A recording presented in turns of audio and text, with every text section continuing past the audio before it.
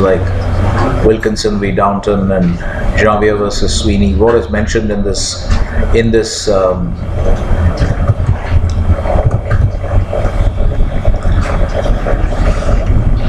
so we are continuing with the Glanville-Williams article. And why are we doing that? Because in our notes on jurisprudence, in the legal theory module of our notes, we had looked at this aspect, which is a very important aspect of understanding adjudication in common law countries like India, where you have this doctrine of the stare decisis rule.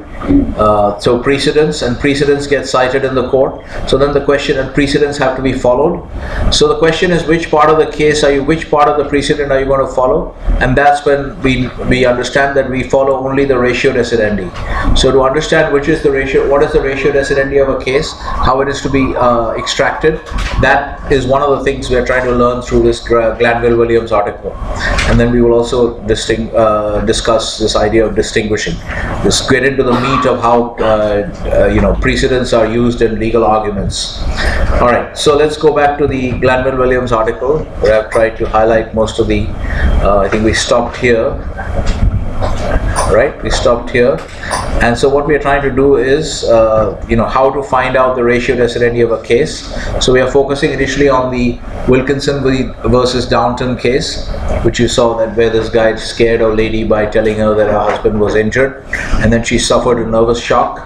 So then the lady was awarded damages by the court, because the court came up with this rule that whoever willfully, this is the rule that the case. So remember, in ratio decidendi, I've given this definition at the top of your page of this particular article. I've inserted some of my writing here, which is that in ratio decidendi we want to talk about the because remember, we have to distinguish ratio decidendi from obiter dictum. Okay, obiter dictum is all the kinds of other stuff that the court will say, because judgments are very long, and very often judges are not very disciplined, especially in modern day India. They're not. In the 50s and 60s, we had judges like Hidayatullah and Vivian Bose who gave brilliant judgments, very, very precise. But nowadays judges are not that particular, so you can actually get very rambling judgments, and you have to really be careful to understand what exactly is the ratio and what is and the rest of it is all obiter. Okay, so therefore we have to be able to, so in that context, to distinguish ratio from obiter, what I've done here is talked about a slightly different definition of the ratio decidendi, which is like the bare minimum reasoning. Let's put this as reasoning or logic required to reach the decision in the case. Of course, we have to write the here, but I'm not writing it. So you understand that when you're writing proper English, when it comes to written English communication, you'll find that if you want to write good English, you'll be using the word the a lot. Okay, and sometimes it gets, so when we are looking at trying to work quickly, sometimes I might just omit the, but you have to understand that that should be used in good writing. Okay, so in ratio decidendi, what we are trying to understand is the decision that the judge arrived at in the case. What is the general reasoning? What is the bare minimum general reasoning that we need to arrive at this decision, to justify this decision? Because obviously a decision is not arbitrary, it has to be based on some logic, right? Whenever you rule something that somebody should be hanged because he has committed murder and the punishment for murder is this, and why did we say that he committed murder? Because of the circumstances of this case. So every decision has some reasoning behind it. It's not something that they just decide and let you know. They have to tell you the decision, the logic for arriving at the decision, and that's what you have to understand, that the bare minimum logic is the ratio decidendi, and the rest of it is all arbiter. So we'll continue here with for the first point we are trying to understand today is how are we going to extract the ratio decidendi of a case. This is what we are trying to understand today. How are we to frame? This is one of the important roles of this article, to help you to understand that. So what he's essentially going to say, I'm not going through every line in the article, but I will just try to highlight some of the important facts, points, okay, and the rest you read on your own, and then you ask me questions if you don't understand. Okay, so as he said here, he's given this definition before, facts and the decision on the facts, but here what he's talking about is this is the ratio that the judge laid down in Wilkinson v. Downton.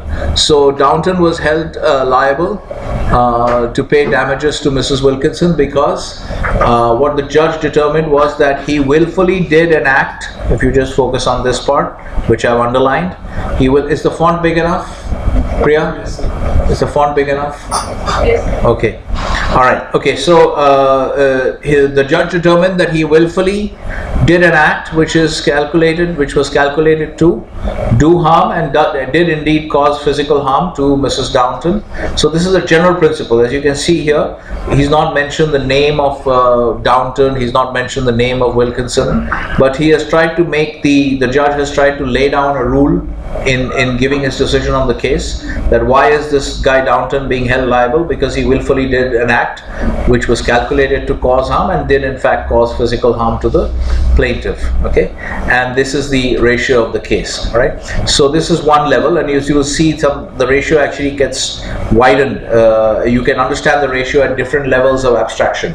Okay, what we are trying, we'll explain what is meant by different levels of abstraction, but let's look at something else that they say here, which is that here, so they're talking about a different case which comes up later. Remember, Wilkinson v. Downton is in the 1890s, and this other case, Janvier versus Sweeney, comes up in 1919, where you have this situation where a guy threatens a foreign servant girl, and he tells her that unless she gives him some information, he is going to prosecute her. Okay, so then the girl became, obviously maybe there were some problems with her immigration status, so she was nervous, and she became ill with distress when she was threatened in this manner, because the guy said that I'm going to report you to the police and all that. So therefore this girl became ill, and then the person who made the threats to the girl was held liable and by the court, and in doing so the court essentially what they're saying here, they approved Wilkinson versus Downton.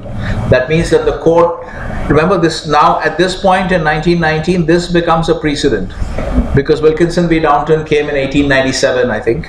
Okay, so at this point when this case is being argued in 1919, this is already a precedent. Is that clear to everyone? Right, a precedent, a case which comes before on similar facts, right? And therefore the lawyers are going to argue that because this is a similar case on similar facts, this current case should also be, the 1919 case should also be decided in a similar way, right? That's going to be the way they use, that's how they use judicial precedents. Sir? Yeah. Sir, who is the victim and who is the perpetrator in Janvier versus Sweeney? Here, in this case, it should be if they have not given the names, but typically how it will happen is, see who is the one who fell ill, who is the one who suffered, right? So remember I mentioned this earlier, that when you look at cases, right, the defendant is mentioned later, the plaintiff is mentioned first. Okay, so in this case if we assume that obviously the girl is the one who suffered, you have to look at who has suffered the detriment, right, and who is bringing the action before the court. So typically it is the person who has suffered the detriment who will bring the action before the court. So in this case we will assume that the girl is Janvier and Sweeney is the person that she is charging with causing her distress. Okay, so this is how, yeah. Like you said, this cases of like direct precedent. So can't it be persuasive, because like it can also be seen as that if they want to get some information and foreigner is in it. So can it be like another factor that is coming in between that can change the... Yeah, so you're actually already hinting on a point which the author has touched upon later on in the article. We'll just look at that. But you're right that this can be, this can be argued both ways. Okay, so I just mentioned that it was a precedent. I didn't say it was binding, but what the court took is that the court accepted this rule in Wilkinson v. Downton, and in fact they broadened the rule a little bit, which you'll see, okay, as he's discussing. But you're right, this is just going to be cited initially as a precedent, and obviously the lawyer who's citing the case will try to say that it's binding because he wants it to be followed, and then the court will determine whether it's binding or not. I mean, if it's not a, that's when we get into distinguishing and all that, which when we discuss this later, you'll see when we discuss distinguishing. Okay, all right. So so this is basically it. So in Jamia versus Sweeney, what they're approving Wilkinson v. Downton, and they're essentially saying that again, this person has done this act, that is the act of threatening the servant girl, and because of the threat that she received, she became ill with distress. Okay, so she was caused physical harm by the act done by the particular person who made the threat, and this caused her to become ill, and therefore she is entitled to damages from this person. All right, and so if you see here, and so he's talked about this other way of, I'm just trying to follow the sequence in the article is actually not very well sequenced, because he could have put some other stuff he could have put in a different sequence, but I'm just going to follow what he's written in the article so that it's easier for us to go up and down. So what he's saying is another application of the principle is, here's the principle that he's talking about: willfully doing an act which is calculated to and does cause physical harm. In the case of Wilkinson v. Downton, the physical harm came from the psychological stress. Okay, you know this idea of psychosomatic problems, right? You heard the expression psychosomatic? Yes, sir. Somatic means pertaining to the body, but psycho means pertaining to the mind. Okay, and so obviously, as you know, in the case of humans, you have, if you are very distressed, you have severe emotional stress, there is a connection between the mind and body. So if you have severe emotional stress, that can have it will have a physical impact as well, right? So in the case of Mrs. Wilkinson, it came from the mind, but what this author is saying is that the same principle can be applied when the physical harm is actually happening directly to the person, right? Like in the sense, if I am driving a car directly with the intention of hurting someone, I drive a car straight into this person, so that's obviously hurting his body directly without doing any psychological damage. So he's saying even then the same rule will apply, because I have in a deliberate manner I have caused harm to this person.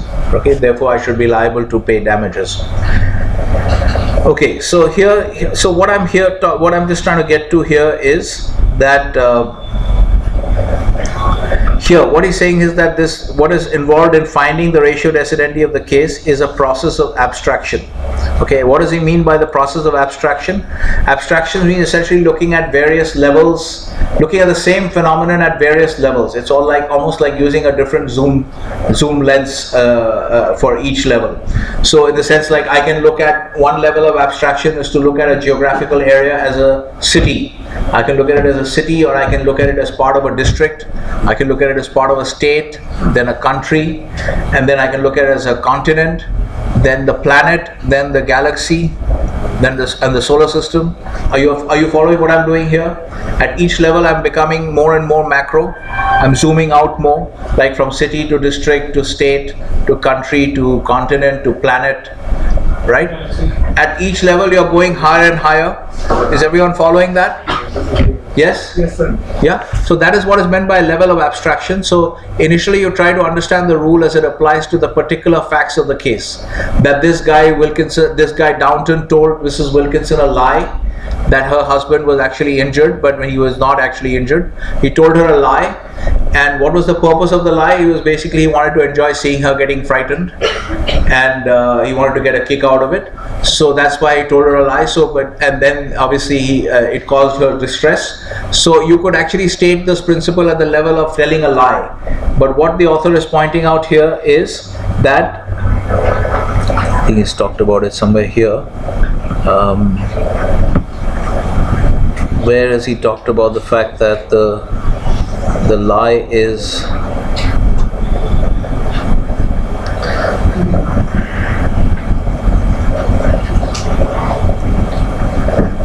okay, I'm not able to find it right now. Yeah, he's mentioned it here, that the ratio omits to mention the particular lie. It doesn't even talk about a lie, it talks about an act. Okay, because a lie is a subset of acts. Okay, if you say an act is more general than a lie, because a lie is one type of act. Okay, so even in the first level of the statement of the ratio of the case, it does not say willfully lying, it talks about willfully doing an act. Alright, Okay, so which is calculated to, so willfully doing an act is more general than saying a lie. So you've already moved a little bit higher than the actual facts of this case. That's what is meant by different levels of abstraction and different levels of generality, essentially. Okay, so here I'm just flitting around in the article a little bit, but the point we are trying to get at here, just understand that when you're understanding the ratio of a case, you can understand it at different levels of generality, like different levels of abstraction. Okay, in more general terms. So willfully doing an act is more general than willfully lying, because there could be other types of acts which are not lying. Is this clear? Are you following this idea of general and particular? That lying is one type of act, but there could be other types of acts which cause harm but which are not lying, which don't represent lying. Is this clear? Yeah. Okay, so this is what he's saying. The article is not very well organized, so I'm just flipping up and down a little bit. But the point we are trying to dwell on right now is that the idea that you can understand the ratio decidendi at various levels of generality, and therefore the application it is either very wide or it is a very narrow principle.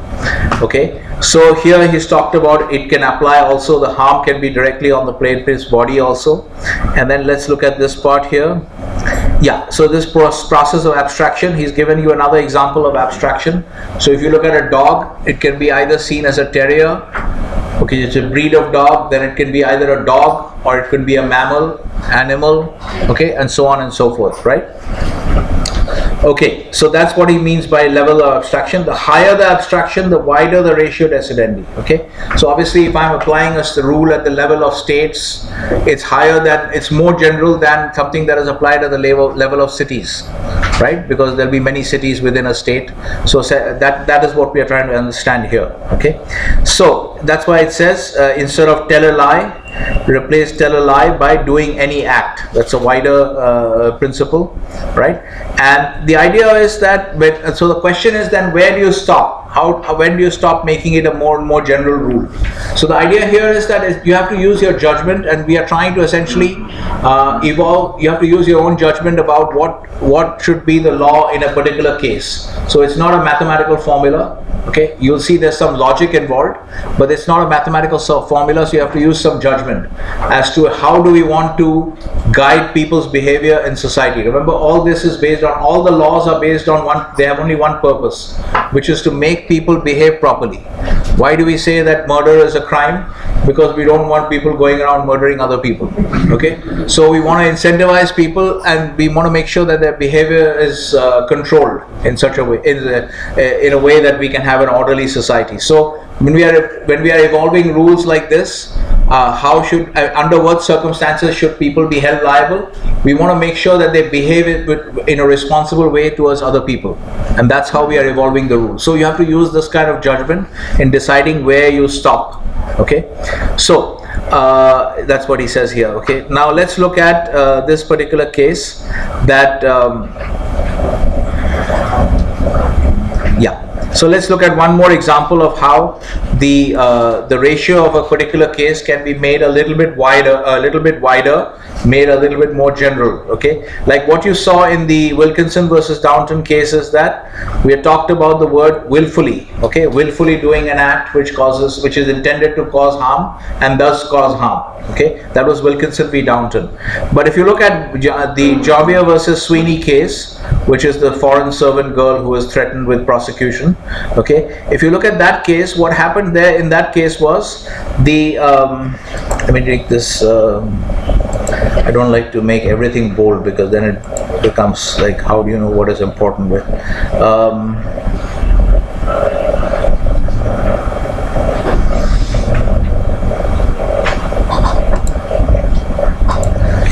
So what we are saying here is, in this case, the person who threatened the girl did not really want to cause her harm. He didn't really want to enjoy seeing her, getting distressed and all that. That was not his focus. So there's a slight difference between this case and the Wilkinson versus Downton case. So in this particular case, the court has actually widened they took the ratio of Wilkinson v. Downton and made it a little bit wider, because what they said was, in this case, this guy was not really intending to directly, that was not the focus of his actions, that to see her getting distressed. He basically wanted to make her go with him and help him in a particular task. And to make that happen, he made this threat. So he was not directly focused on making her, distressed. But the point is that he was reckless. You understand what reckless is? Reckless, very easy to understand with respect to driving. Okay, so if I'm driving, yeah, Not cautious. not cautious, not not showing the reasonable amount of caution. Okay, so Similar to dangerous. yeah, it is dangerous. You can say dangerous. So reckless means if I'm driving recklessly, it's not that I actually want to hit somebody with my car, but it's just that I'm driving in at such a high speed on a narrow street. Okay, which is quite there are lots of people and cars on that street. So in that case, if I'm driving and I have very high speed, my actions are so obviously likely to cause harm to people that I should have paid attention to it. Are you following what I'm saying? Recklessness means that my actions are so are such that any normal person would be able to see that I pose a high risk of causing harm to others. But I am not changing my behavior. Okay, it's not that I directly want to cause harm, but I'm just kind of callous. You understand callous? Careless and callous, and I don't care. That's basically it, So nonchalant, careless, or negligent. So reckless driving. So what he's saying is that in this case, this person was reckless. So even when what is happening now, I have to now start deducting marks. So Khushbu will open the account. Khushbu and Single. So they will open their accounts. We have to do this now, otherwise people will not behave. I don't really want to interrupt this because my own flow is also interrupted. I have to, no, not K. Where is this? See, I don't really like to do all this, but we have to do this to make people behave. Same problem, just like making laws. When you want to make laws to make people behave. So, okay. So Khushbu will open her account, and so will Single.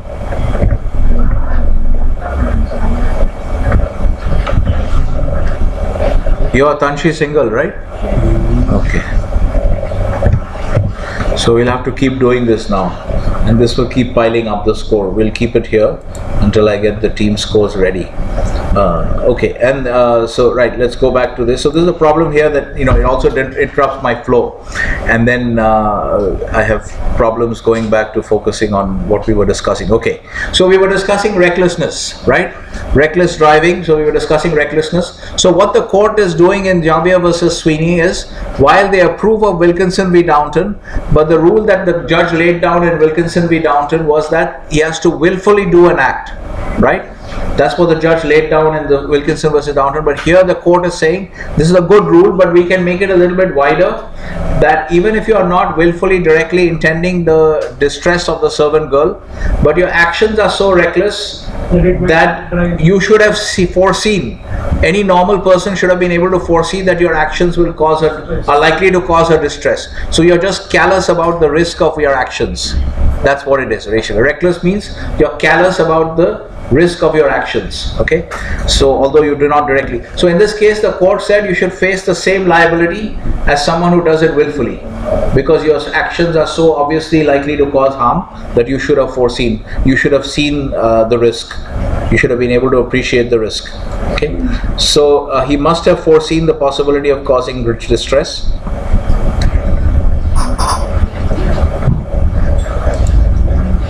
But the legal liability should be the same. Okay, that's what the court said. Okay, so you can see here an example of how in a later case you take a general rule which is stated in Wilkinson v. Downton and you make it a little bit wider. Okay, you decide that the same liability should apply even in a case of reckless action. Okay, so one more point that the judge is that the writer is talking about in Wilkinson v. Downton is that so he's talking about all the ways in which the rule in Wilkinson v. Downton is probably too narrow. It can be made in a very just way. it can be made a little bit wider. One is what they did in Xavier versus Sweeney, that is also including reckless action. Okay, any reckless action that causes kind of physical harm or mental harm and then physical harm, which that will hold, that person should also be held liable in the same way that a person who did it intentionally is going to be held liable. And there's another element that the author is mentioning here, which is he's criticizing the judgment in Wilkinson v. Downton. He's saying there was an unnecessary limitation in the judgment, because you'll notice the judge referred to the fact that plaintiff had been in normal health. If you remember the judgment of Judge of Right Justice in this Wilkinson versus Downton case, further up in the note, the judge mentioned that this lady was actually in normal health, and even then she became ill with this nervous shock because of the lie told about her husband, right? She was in normal health. Now that the question is, if the judge says something like that, then the question will arise, now what if she had not been in normal health? What if she was anyway a very nervous person? Maybe she already was suffering from depression and all other kinds of mental illness, and therefore she was anyway a person who is very easily frightened or very easily goes into a state of nervous shock. Are you following what I'm saying? She is in subpar health, subpar mental health, let's say. So in that case, because the judge mentions this thing, he says plaintiff had been in normal health. And if you mention something like this in the judgment, the question will arise, now what if the victim in another case is not somebody who is in normal health but is actually suffering from some diseases already, is more vulnerable than a normal person, right? In that case, should the person who caused the problem, the harm, that is Downton, should he also be held liable in that case where the victim was already in a weak position and more susceptible than normal people? Are you following my question? The question may arise. Now this, what the author is saying is that the judge made a mistake by mentioning this limitation. There is no need for this limitation, because we don't, once again, remember the legal, remember the socio-political objective of all our laws. We want to make people, we want to incentivize people to behave in a responsible way towards others. So nobody should have the advantage of, like, if I find somebody who is already in poor health and I cause some further damage to her health, and then I say, well, I should not be held liable because she is already in poor health. So whatever happened to her happened because of her pre-existing conditions and nothing to do with my actions. Are you following the logic? That society does not want to give people this kind of opportunity to misbehave. So therefore what this writer is saying is that in this case, I mean in every case of such tort, the health of the victim is immaterial. The victim may have been a person who is abnormal, in the sense very, very weak compared to other normal people in society. Even then, the person who commits the offense should be held liable for all the damage that happens to the victim, whether she's a person in very good health or whether she's a person in subpar health. Whatever damage happens to the victim because of the defendant's actions, that defendant should be held liable for all that damage. Are you following the logic? Yes? Everybody follows? Because once again, understand this, that because why do we say this? Because we don't want to give people the advantage of taking advantage of people who are already quite sick and doing further harm to them and saying that whatever I did didn't really make a difference. They were anyway quite sick. So they would have, whatever happened to them because of their pre-existing conditions. Yes, is this clear? Saini, you're following the logic? Yes. So this is what he's saying. So this is what the author is saying, that the rule in Wilkinson v. Downton can reasonably be made even broader. So at every step you can see that the way we decide to draw the line is basically essentially based on our judgment of what is a fair and just rule for any society. That this is how we want to incentivize people in society, that they should not take advantage of people who are already very sick. Now this rule that we have in tort law, this rule is called the eggshell skull rule. You can read about it more here. Okay, eggshell skull you can understand very easily. It's a very graphic picture. You know what an eggshell is? Very easy to crack, right? Eggshells are very easy to crack. So therefore you assume that your victim has a skull made of eggshell. so it's gonna easily crack. Okay, so therefore that's the point, is that you have to assume that the victim is very weak, and even then you can't do anything to them, because we want to incentivize people to behave properly. So if you assume that basically the pre-existing conditions of the defendant, of the victim, are no excuse for the person who causes the damage, right? That's what this means. So very kind of a graphic name, the eggshell. This is, the author has not mentioned this, but basically they're comparing human to an eggshell. no, essentially they're saying that every person, this again comes from incentives. We want to frame our laws in every society in such a way that everybody had better behave in a responsible manner towards their fellow citizens. So what we are saying to people is that in your actions towards your fellow citizens, you better assume that everybody has a skull made of eggshells. So you should not do even the slightest damage, because their skull can crack because it's made of eggshells. So you assume that everybody is very vulnerable. Are you following the logic? Because we want to incentivize people to behave properly. So what we are telling people is that you better walk around in society assuming that all your fellow citizens have skulls made of eggshell. So be very careful about doing any kind of damage to them, hurting them in any way, because if somebody happens to be very, very weak anyway from pre-existing conditions and something severe happens to them, you will be held liable for everything. The previous condition of the victim is no excuse. Is this clear?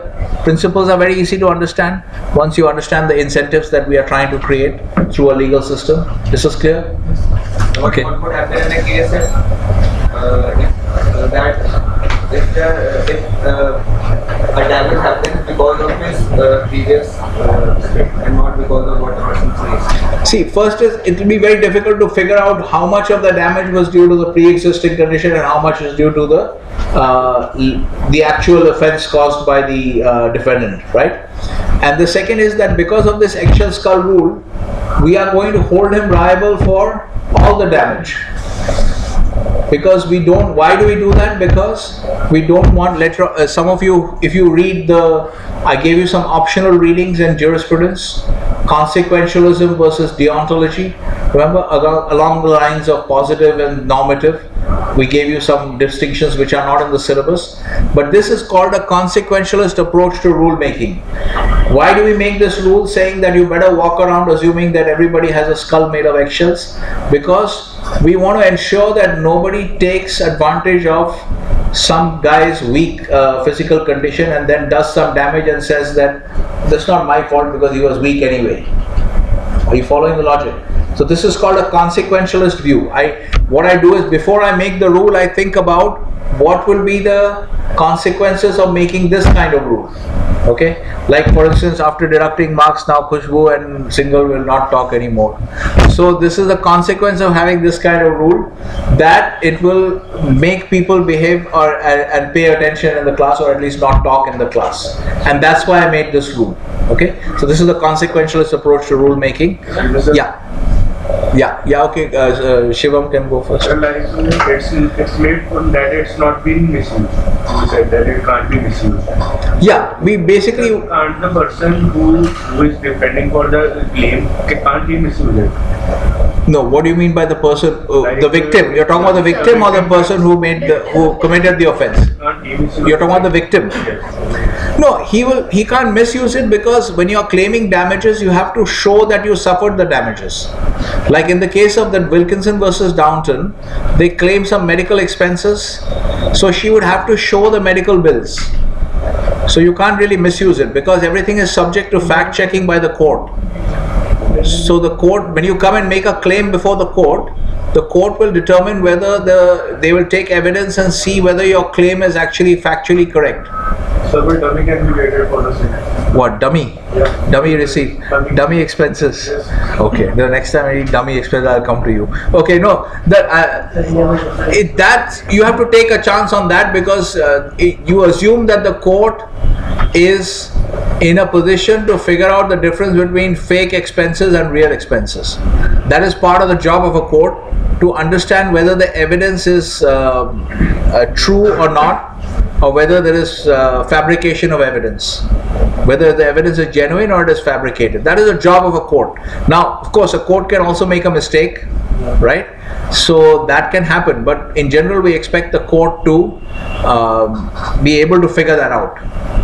Okay, so like for instance, in the recent case, if you want to look at, I don't know if you guys are following in such detail, but during the Trump election campaign in 2016 and even after he got elected, elements of the FBI and the CIA were spying. Yeah, they were spying on his campaign. They were spying even on his presidential after he became president.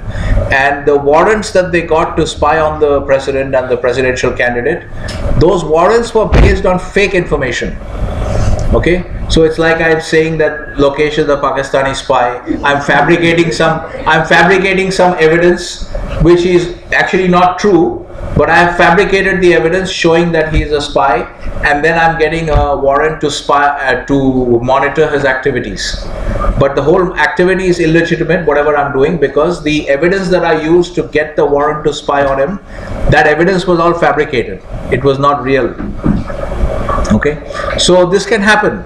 Okay, so this is an example, a famous example in the recent past where this has happened. But generally, we expect the court to be able to figure that out.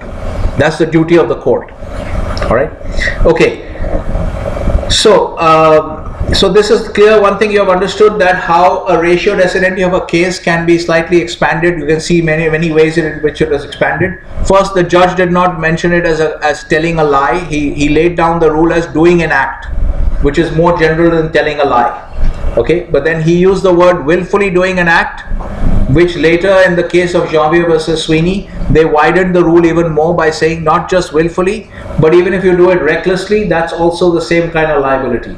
So you can you see how the rule is getting moved around to the levels of moved around different levels of generality? Can you see that? And it is capable of being moved around and stated at different levels of generality. Then he's talking about the other unnecessary, that the health of the victim is irrelevant, the previous health of the victim, that's irrelevant. So all these elements.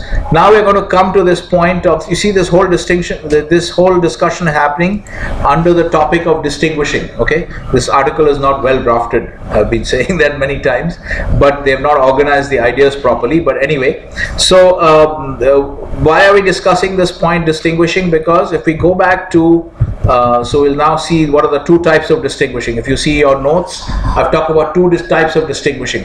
Very important to understand how litigation happens in these common law jurisdictions like India.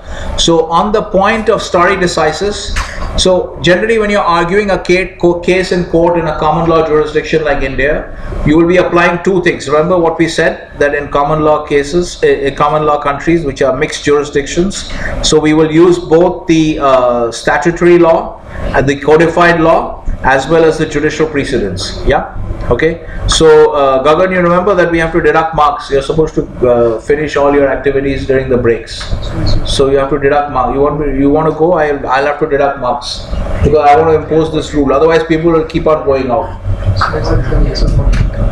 Yes. That's okay, but I'll have to deduct marks. So because again, incentivizing people. Otherwise, what happens is people keep going out, and you know, it keeps on disturbing the class. Okay, so we have to find Gagan.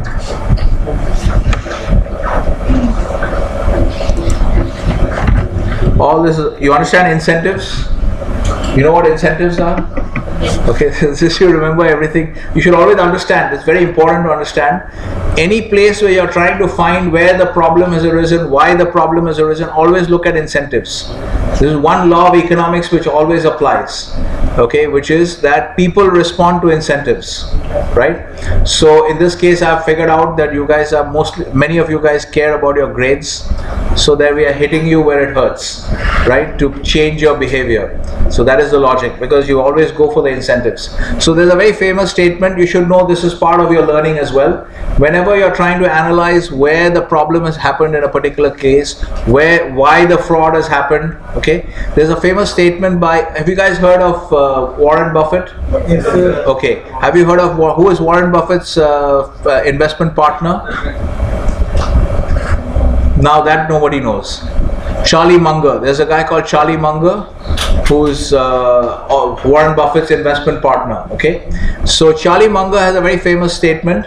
He says, show me the incentive and I'll show you the crime.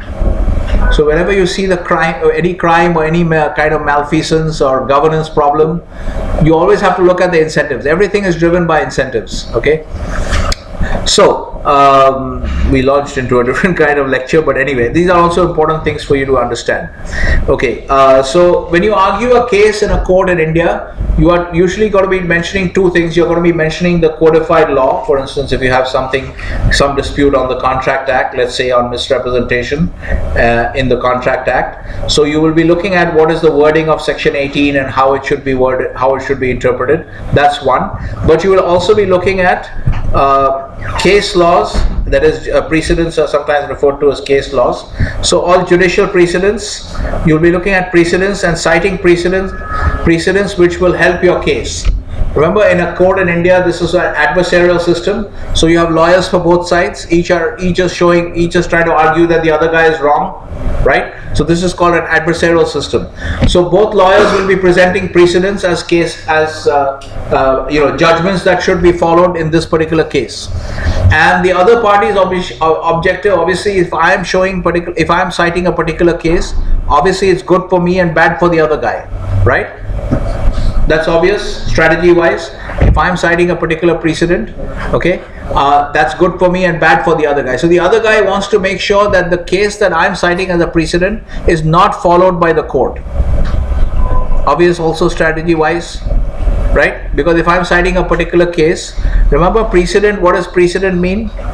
Precedent means that it's a similar case, it's a previous case on a similar point, right?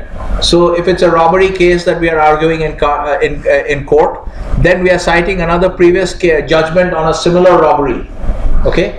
So therefore we are trying to argue that because the decision in the previous case was in this particular manner, was given in this particular manner, even in this current case the decision should be made similarly, because these are both cases of robbery.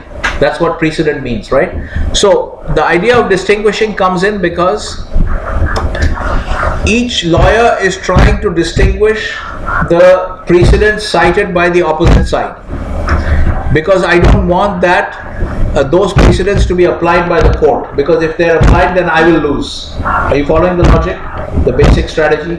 Whatever the other guy is saying must be wrong, because otherwise if he's not wrong then I'm wrong, then I lose the case. So what we are trying to say by distinguishing, the word distinguishing means that when we are distinguishing precedents, let's write this here a little bit. What is the meaning of distinguishing? It will be easier to understand.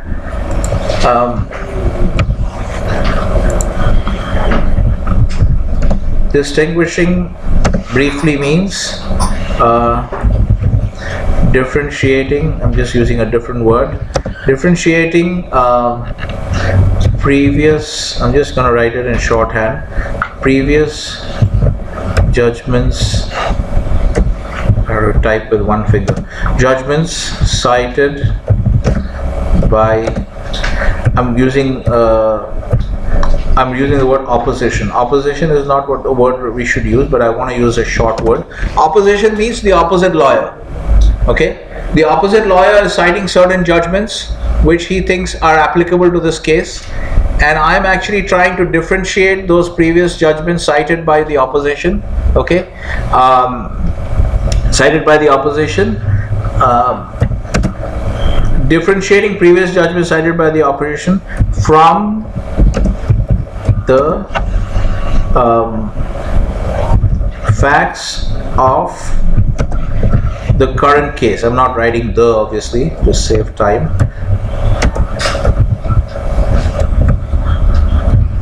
Okay, current, right? Remember, previous judgments is the precedent cited by the opposition, and the current case is the case that we are right now fighting.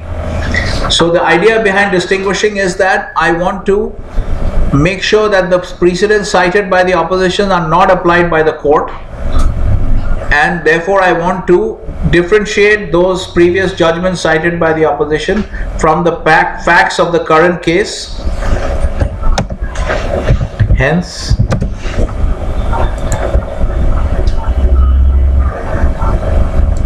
let's write all this here.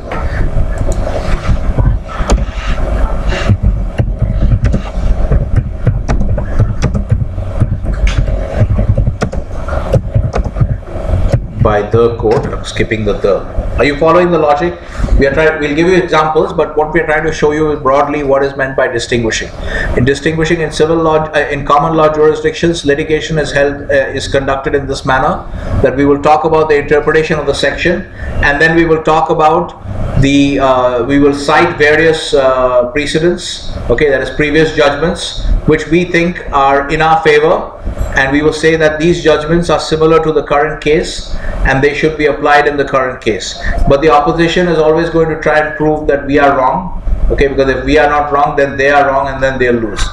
So therefore what we are doing is, the idea of differentiating or distinguishing is, whatever precedents the opposition wants to apply, we want to distinguish them. That's our goal. We want to distinguish them, that is, we want to differentiate those previous precedents from the facts of this case, because we want to be able to say that those precedents should not be applied in this case. Are you following the logic? You're getting the basic idea? The opposition wants to cite some precedents as being applicable to this case. My goal is to make sure the opposition loses. So I want to distinguish those cases and differentiate them from the facts of this case, and somehow make sure that the court does not apply those precedents to this case. This is clear? This is the broad idea, right? It's almost like if somebody is, let's say, somebody has cited a particular precedent and we are arguing, let's say, a case of theft. And I will try to show that this previous case that is cited by the opposite counsel is actually a case related to a divorce compensation. So I'll say, why should a divorce compensation case be applied in a case of theft? It has no relation to the current matter. We try to find the dissimilarities. Yeah, we try to find dissimilarities and distinguish. Our objective is make sure that whatever the other guy wants to apply doesn't get applied, right? Because we want to defeat them, right? Okay, so this is the idea. So there are two types of distinguishing which you should be familiar with. So we're going to look at that right now. Okay, so this is what we are trying to understand. The two types of distinguishing are, let me just talk about it here. Let me just give you the examples and then we'll see. Here are the two types of distinguishing: restrictive and non-restrictive. Maybe we should also put this in your notes. Two types of distinguishing. We will put this here, and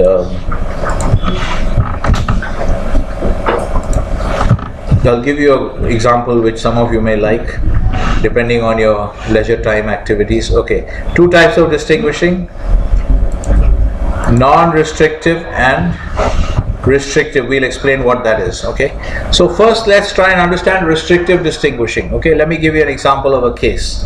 Right now, suppose one batch of DSB students goes to NUS in Singapore for a short program, and then a bunch of students are caught smoking hookahs in the hostel, in the NUS hostel. Okay, so they are thrown out, and NUS then enacts a ban on all DSB students, okay, saying that DSB students smoke hookahs, so they should not be allowed. This is not allowed in the NUS hostel, so they should not be allowed to come to NUS for classes. All right, okay, is this clear? So you can see the NUS people almost like a judge.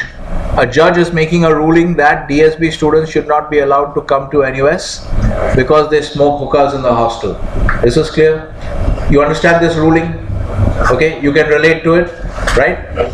Okay, now let's assume that obviously this is not true, but let's assume that only boys smoke hookahs. Okay, so in this case, if we can assume that only boys smoke hookahs, and then we can also show that the facts of the case are such that the people smoking hookahs in the hostel were only boys.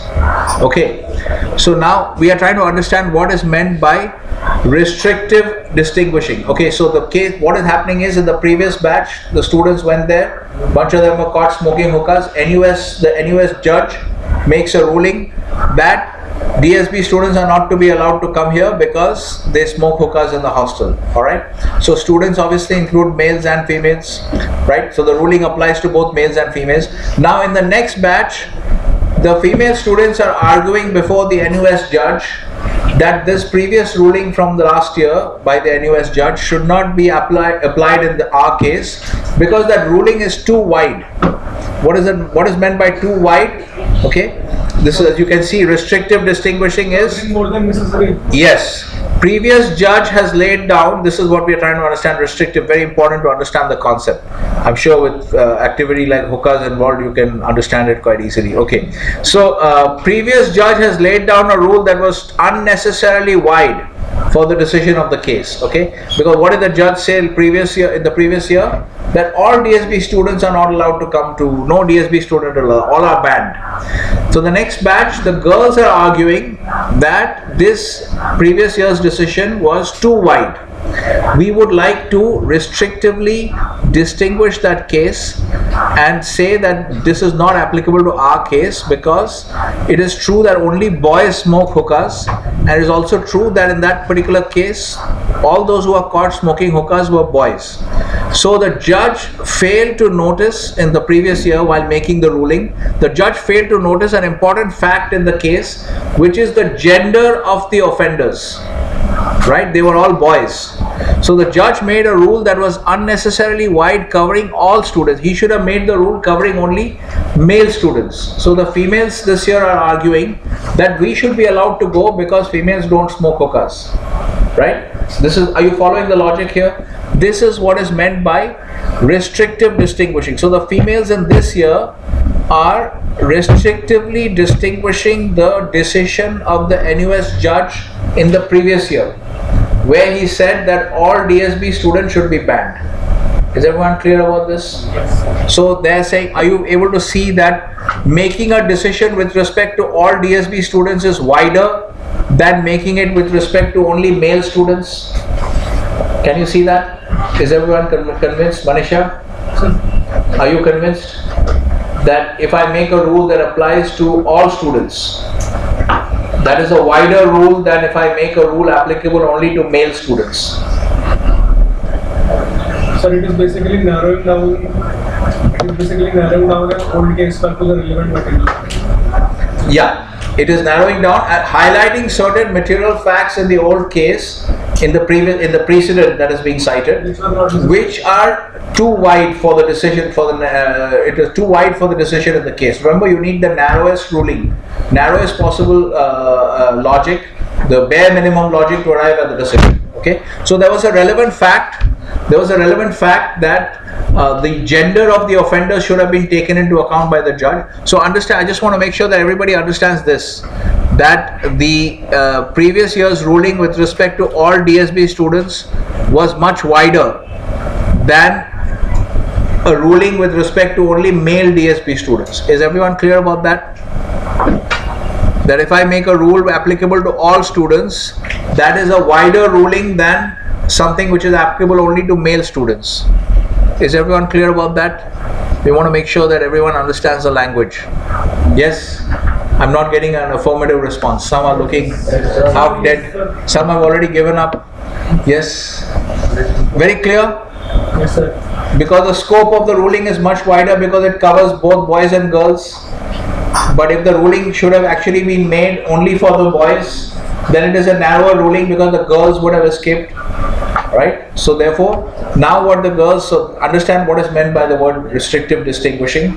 Now the girls in this batch are arguing before the NUS judge, and they are restrictively distinguishing the ruling from the previous year, the judgment from the previous year, because they are saying that the judge failed to notice a relevant fact in the previous year's case, which is the gender of the offenders, and he should have made the ruling only for male students. So the girls should be allowed to go. Is this clear? So they can also argue that this particular ruling should be only for those particular people and not for the board. No, but well, yeah, so that can also be done. But in that case, we assume we are trying to show just one particular aspect of it.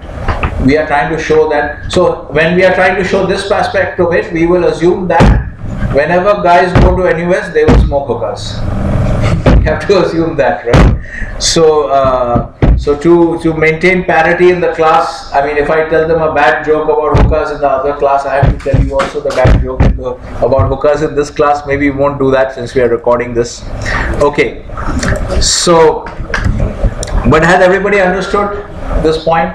Yes, sir. You all understood this point? So we are using this story to illustrate to you what is meant by restrictive distinguishing, where you are saying that the previous judgment that is cited in this cited for your case, your current case, the scope of that, the width of the ratio is too much.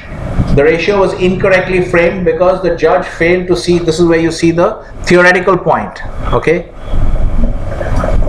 the theoretical point here is given here. You can see this you can see the explanation here in the text of the article. You can read what it is.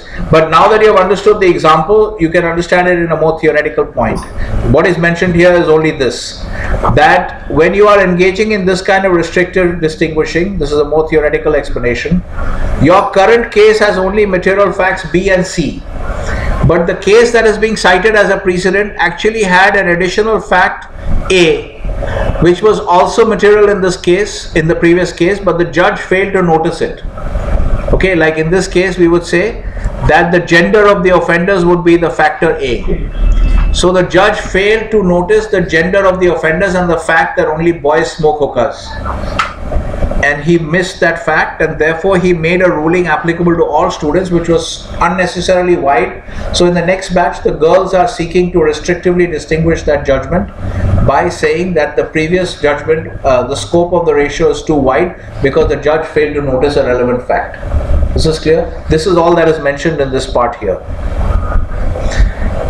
The rule makes no reference to fact A, that is the gender of the offenders and the fact that only boys smoke hookahs, which existed in the case and which we regard as a material fact and as a fact that ought to have been introduced in the ratio decidendi of the previous case, which was not done. That's why the ambit of the ratio is too wide, and we are restricting the ambit of the ratio, and that's how we are distinguishing this case. This is called restrictive distinguishing. This is much less common, okay, much rarer, but you should understand this point. It's a very important point, but I've given you an example which I think you should be able to relate to.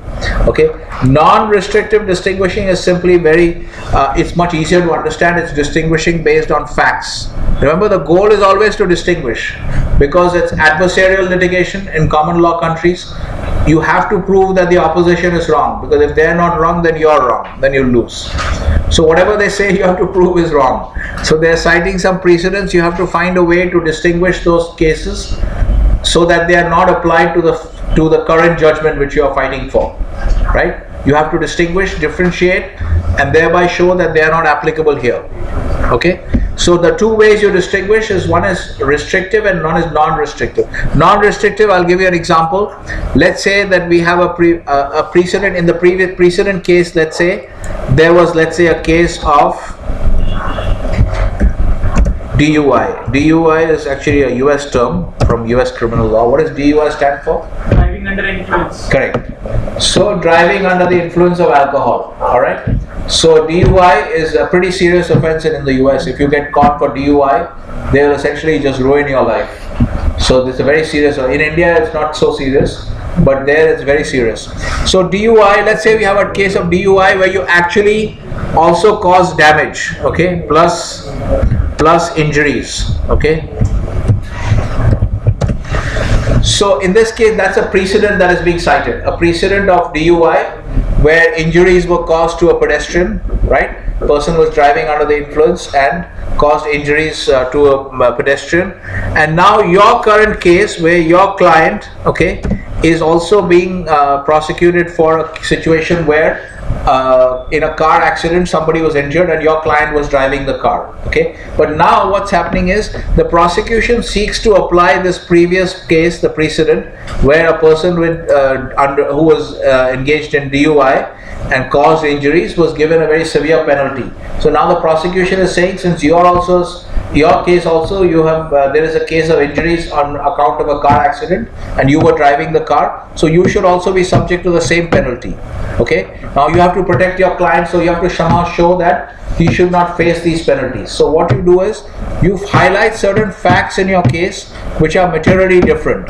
So you show that, first of all, there is another factor A, which is not drunk. your client was not drunk. Okay. Second, and then you have another client. Okay, B and C you can see are common here. That is car accident, injuries, etc. Okay. Now yes, another point which you cite in your case, in your client's case, is that the car was defective. That means the brake failed or the steering went out of control. I don't know if you guys know, there's a brand called Lexus. Are you aware of Lexus? Yes, sir. It's a Toyota luxury brand. There was a problem with Lexus steering wheels in the US some time ago. They were just going they were automatically steering and automatically picking up speed. Okay, so there was some defect, programming defect in the car, and they were just basically going out of control on their own. And there were a few accidents based on that, so that recalled some of the cars.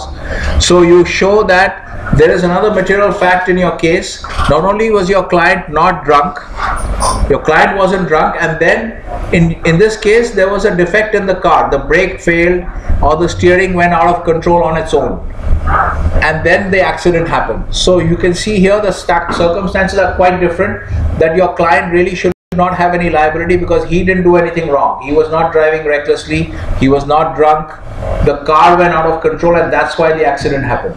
Are you able to see how we can show different facts?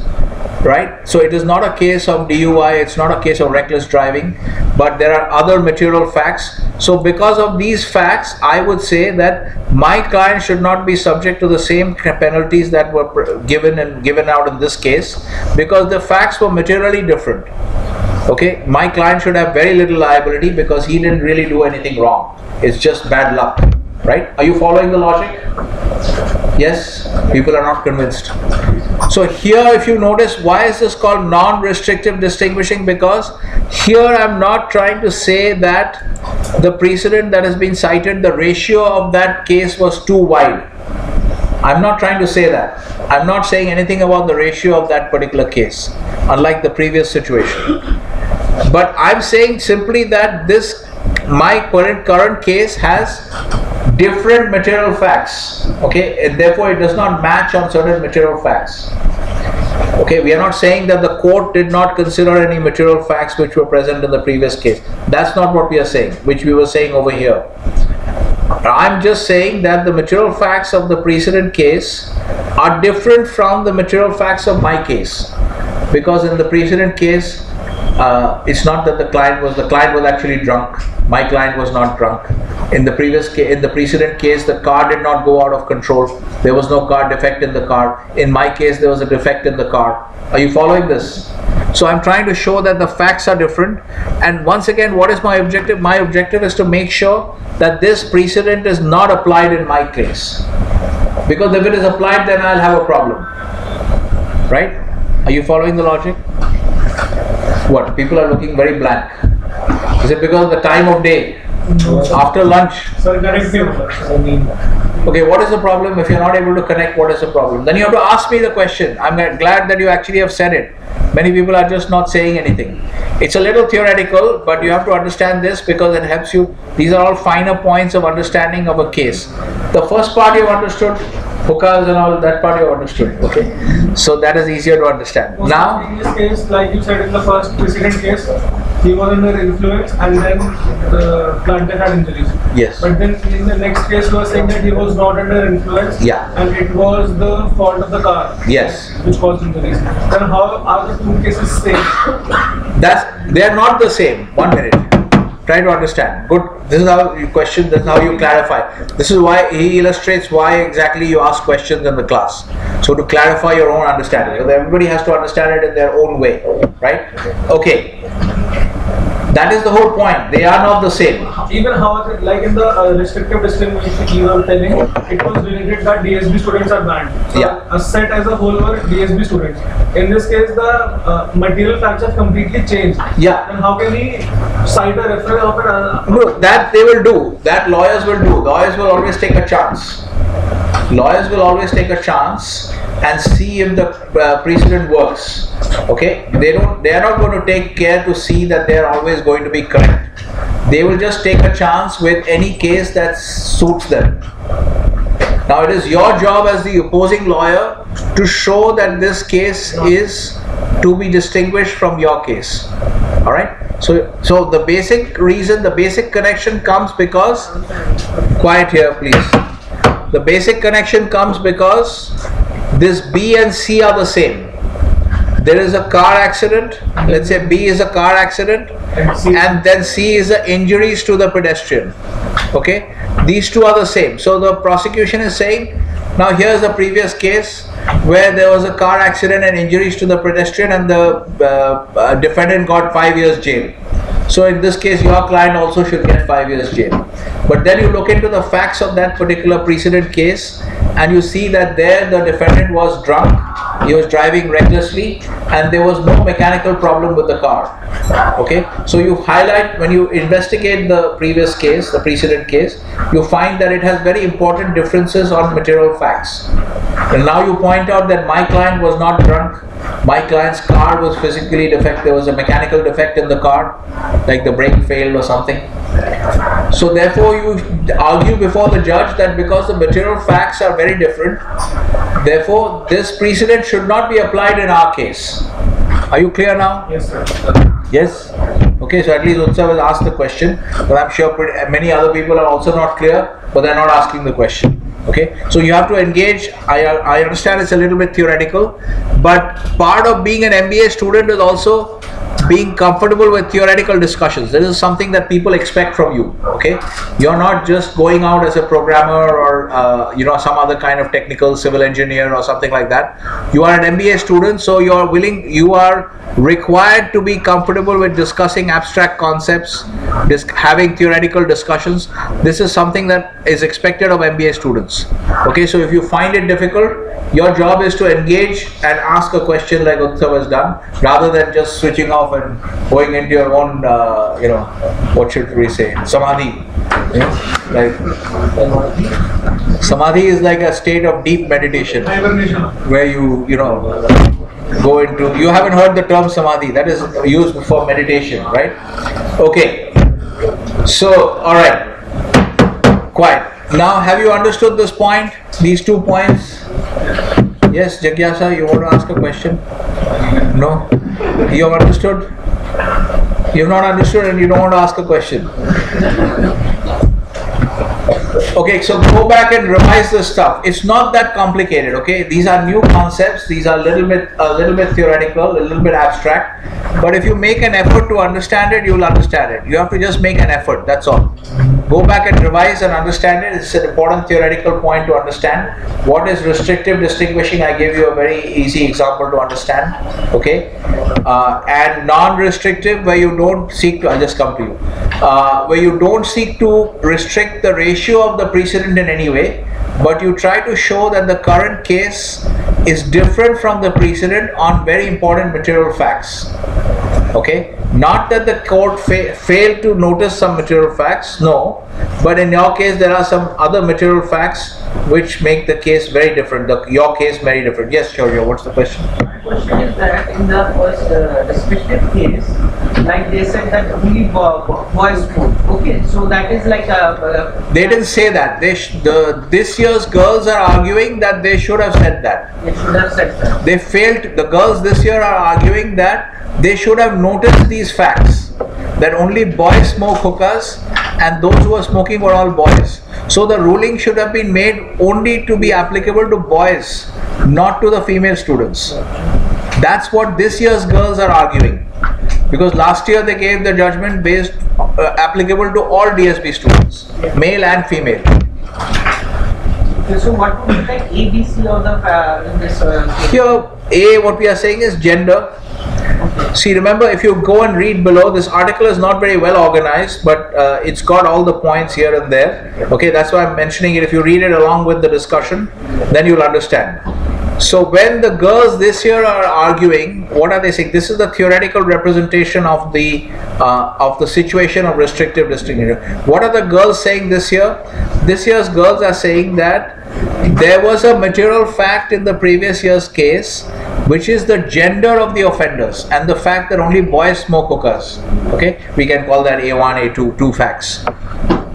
Which, what they are saying, notice very important fact and a very important feature of restrictive distinguishing is you actually say that here, understand this, guys, please. For restrictive distinguishing, okay, maybe I should not have put the non-restrictive right below that because I wanted to contrast it. In restrictive distinguishing, what happens is you are actually saying that there was a material fact in the precedent case which the court failed to notice. Like the court failed to notice the gender of the offenders and the fact that only boys smoke hookahs. Alright, this is a very important difference between restrictive and non-restrictive. In restrictive distinguishing, you are making an allegation that there was a material fact in the previous case which the court failed to notice. Is this clear? Right? In the non-restrictive one, we do not make such an allegation. We don't say that the court failed to notice any material fact. All we are saying is that in my case there are some other important material facts, like my client wasn't drunk, as was the case in the precedent case, as was true in the precedent case. My client's car had some mechanical problems, which was not true in the precedent case. So I'm citing some relevant facts from the current case which are very different from what was happening in the precedent case. Is this clear? Yeah, Shiva. Two cases can be quiet, guys, please. Quiet. Rest of you should be quiet. Yeah. Two cases can be same. Can be same like as a case the seat at the time changes. Some material facts would already be included in a new case that comes up. So by that logic, can we say that no case can No. I agree with your first statement. Your second statement is a little bit more not so well articulated, maybe. The first statement is true that if you notice even in the Glanville-Williams article itself, it says that no two cases have the exact same facts. Alright? That will never be true. But the point is, like, the victim is wearing a red shirt and the next victim might be wearing a blue shirt, so there's already you have a difference. But material facts can be the same in many cases. Material facts can be the same in many cases. Like if you take one case of drunken driving, reckless driving while under the influence, you can have many such cases.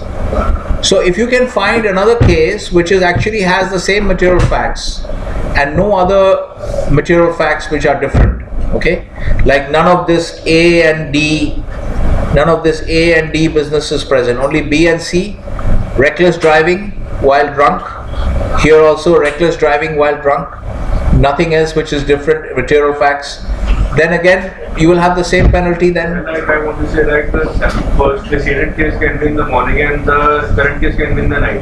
That's also material fact that it can change a lot of. Yeah, if you can show that that has a material bearing on what actually happened, or that should have a material bearing on the liability, right? Because if you're talking about night, you're only talking about visibility problems of what you're trying to say, right? So if you can show in some way that it has a material bearing on the liability of the defendant, then it can be considered by the court, right? Okay. So are you able to follow this? This is clear now. Please make sure you go back and revise. If you don't revise, remember this whole business of mugging up stuff which you're used to in your undergraduate, those things have to stop. Now you have to get used to, you have to be comfortable with abstract concepts, you have to be comfortable with understanding concepts, understanding theoretical concepts, and being able to apply it to situations. Okay, so right now it's a little bit dry because we haven't got into the judgments yet, so just bear with me. And you also have to get used to discipline.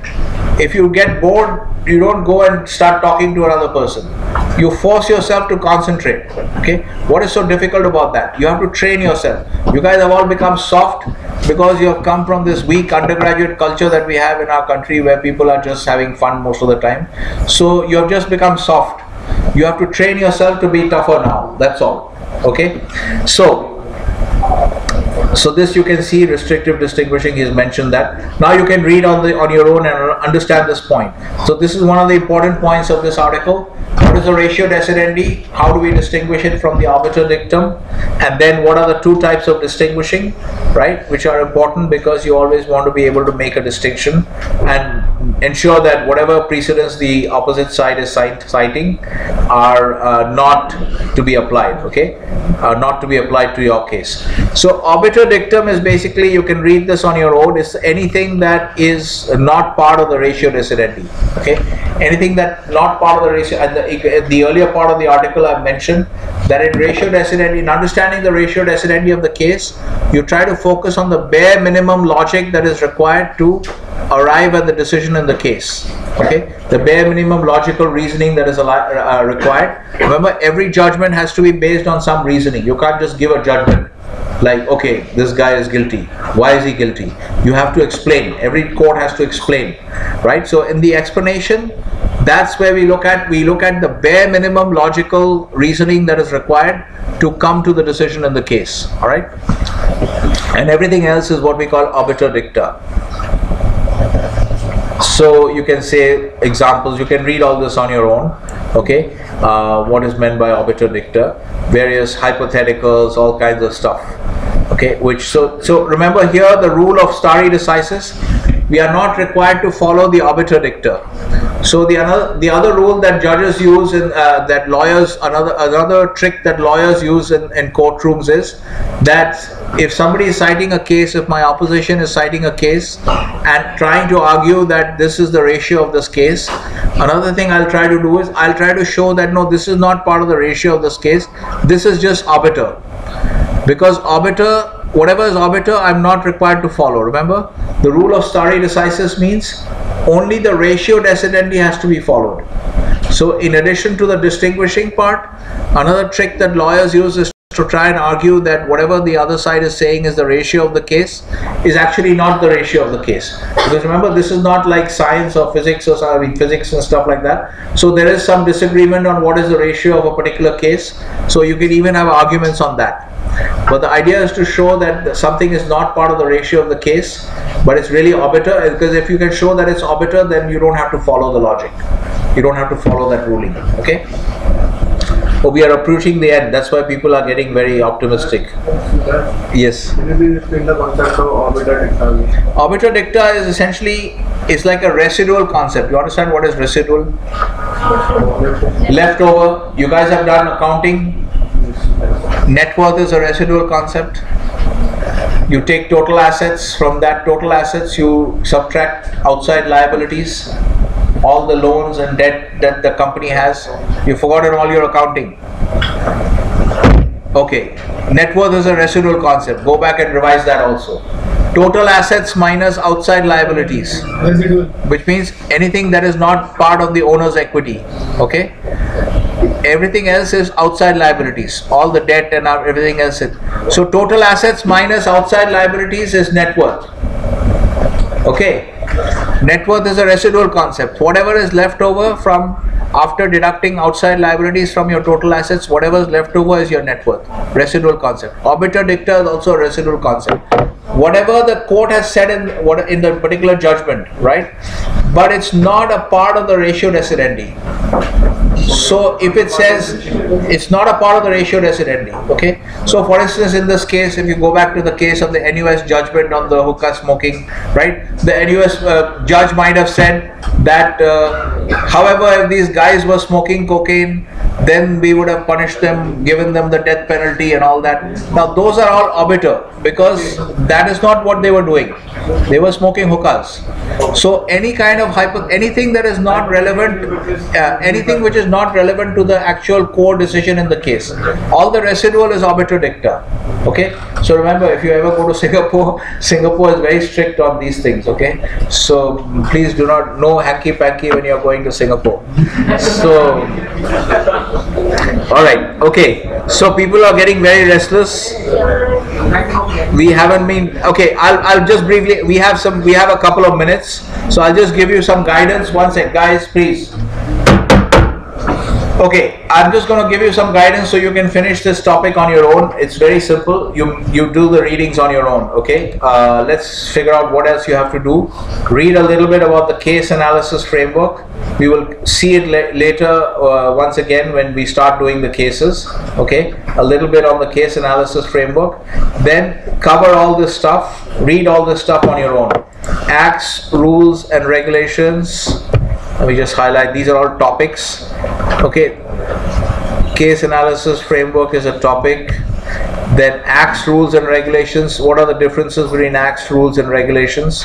Okay, rules essentially made by parts of the executive branch closer to the head of the like CBDT, Central Board of Direct Taxes, much closer to the Prime Minister's office than, let's say, a body like SEBI, which is quite independent. Okay, SEBI is quite independent, although it still is appointed, the people are appointed by the central government. So these slightly more distant bodies, the things they make up, those are called regulations, the others are called rules. Bare Act is just the law without the rules. All right. Okay, so you read all this stuff, various types of jurisdiction, second type of jurisdiction, all this you read. Okay, and finish types of orders, these kinds of laws, standards of proof, up to here only. The rest is optional. Okay, so you finish this reading on your own. If you have any questions, because this is just basic textbook stuff. Okay, if you read it on your own, and I'm going to move on to contract law in the next class. So if you have any problems with some of these other concepts, you ask me. Okay, and then I'll explain it. Is this clear? Is it a fair deal? Yes? Okay. Anything is fair now because the time is up, right? Okay. All right. Okay. You guys can go. I've taken 47 seconds, 50 seconds extra.